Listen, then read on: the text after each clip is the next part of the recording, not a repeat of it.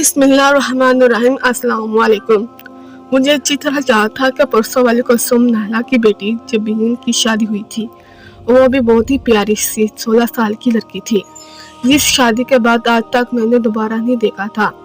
इससे मेरी काफ़ी अच्छी दोस्ती थी और हम बचपन से ही साथ खेलने कूद कर भरे हुए थे। लेकिन अब मुझे नहीं मालूम था कि वो शादी होकर कहाँ चली गई है। कभी कभी मैंने खाला कसम से जबीन के बारे में पूछती तो वो बिल्कुल खामोश हो जाती और कहती ये हमारे किबले का रिवाज है कि जवान बेटियां पलट कर वापस अपने घर नहीं आती।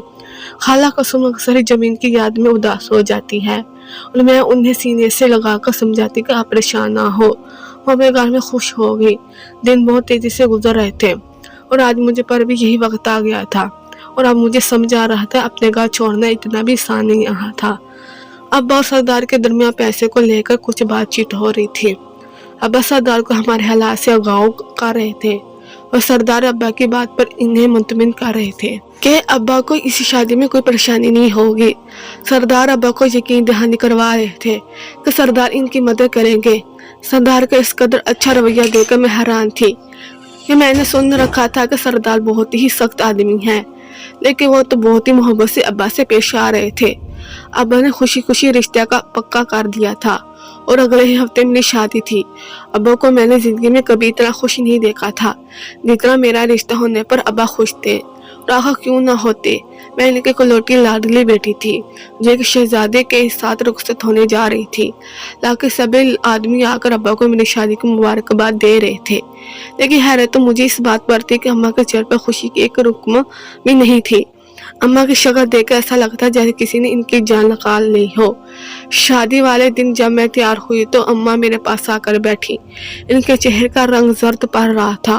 मुझे देखकर उन्हें कहने लगी, अल्लाह रखा जिंदगी पहले जितनी आसान नहीं रहेगी, शादी के बाद जिंदगी बहुत मुश्किल है और खासकर किसी पठान मर्द से शादी करना। मैंने परेशानी से अम्मा से कहा कि आज के दिन तो मेरे साथ ऐसी बातें ना कर, पठान मर्द भी तो इंसान ही होते हैं और अब्बा भी तो एक पठान मर्द ही है। मैं अम्मा के कहने लगी, शादी के वक्त मेरी उम्र भी साथ थी और मुझ पर भी ये वक्त बहुत भारी गुजरा था, इसलिए तो तुझे समझा रही हूँ तो कोई ऐसा काम ना करना जिससे तेरा बाप तुझसे नफरत करने लगे।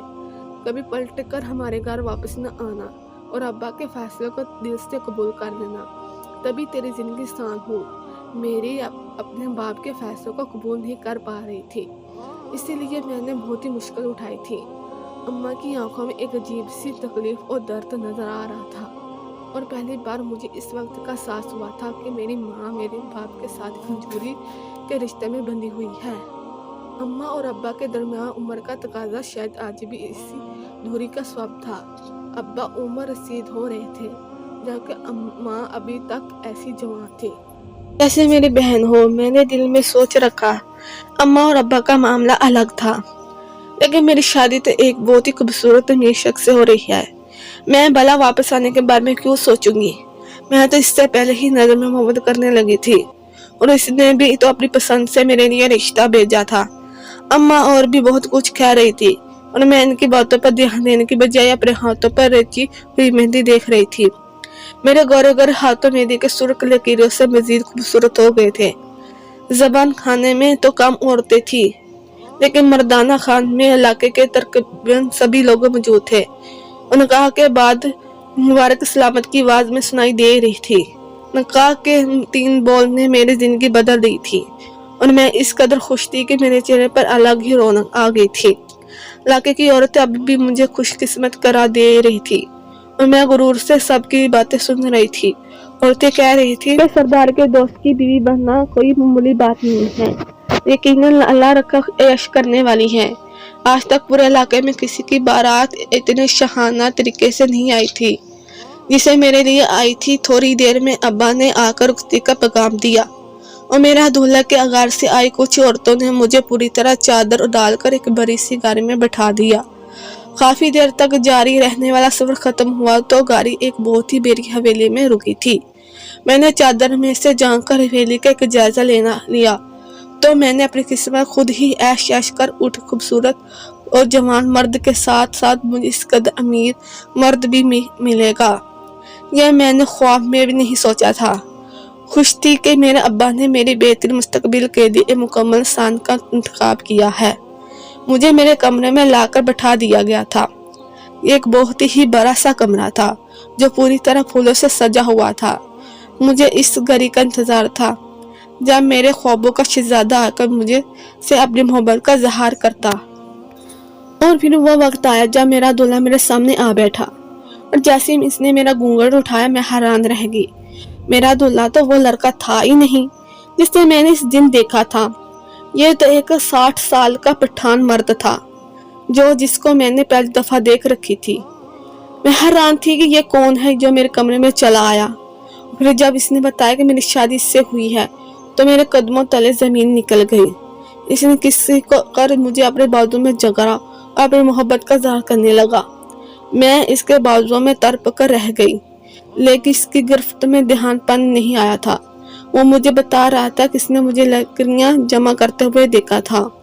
इसके ड्राइवर ने उतरकर मुझसे पता मालूम किया तो इस वक्त वो गाड़ी में ही मौजूद था और इसने पहली दफा मुझे वहां देख रहा था। वो सरदार का दोस्त था, इसलिए इसने सरदार के तफसील से मेरे घर रिश्ता भेजा दिया।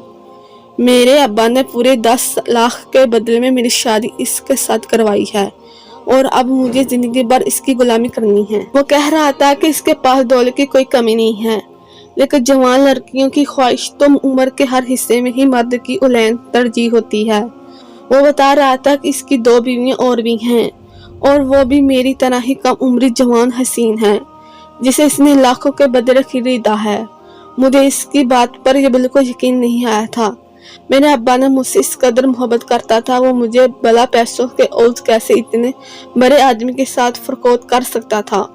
मैंने अपने शौहर से जब ये बात कही तो वो जोर जोर से नस पड़ा और कहने लगा, अच्छा तुम्हें मालूम नहीं है कि इसने तुम्हारी पैदाइश पर जश्न क्यों मनाया? तुम्हारे अब्बा ने अपने बेटों पर तुम्हें फौकियत क्यों दी? वो तुमसे घर के काम क्यों नहीं करवाता था? क्योंकि इसने तुम्हारी खूबसूरती को बचा बचा कर रखा, क्योंकि तुम इसके लिए सोने का अंडा देने वाली मुर्गी थी और वो जानता था कि तुम्हारी शादी के बदले वो लाखों रुपए कमाने वाला है। अपने शौहर की बातें सुनकर मेरे सर पर आसमान गिर पड़ा था। अब मुझे समझ आ रहा था कुसुम खाला की बेटी जमीन शादी के बगैर क्यों नहीं आती थी, क्योंकि आज तक गांव की किसी भी जवान लड़की का शौहर किसी और ने नहीं देखा था। अब मुझे पता चला था हमारे किबले में लड़कियों की रुखसती नहीं किया जाता, बल्कि निकाह के नाम पर उन्हें फरकोत किया जाता है। अपने अब्बा की जिस मोहब्बत को मैं सर आंखों पर रखती थी, वो मोहब्बत दरअसल उन्हें मुझसे नहीं बल्कि इस दौलत से थी जो मेरे जरिए उन्हें हासिल होने वाली थी।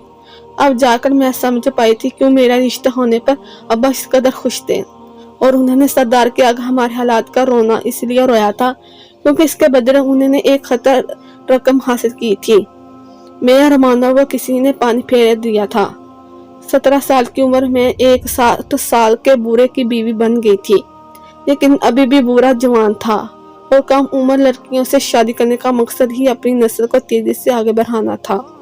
पठान मर्द अपनी खुराक और काम काज की वजह से जल्द बूढ़े नहीं होता और इसीलिए वो अपने बिस्तर पर एक जवान औरत की ख्वाहिश रखता था। पठान मर्द पैसों के जोर कम उम्री लड़कियों को खरीद कर अपनी नस्ल बढ़ाता, लेकिन सारे ही पठान मर्द अपने लिए नहीं होते।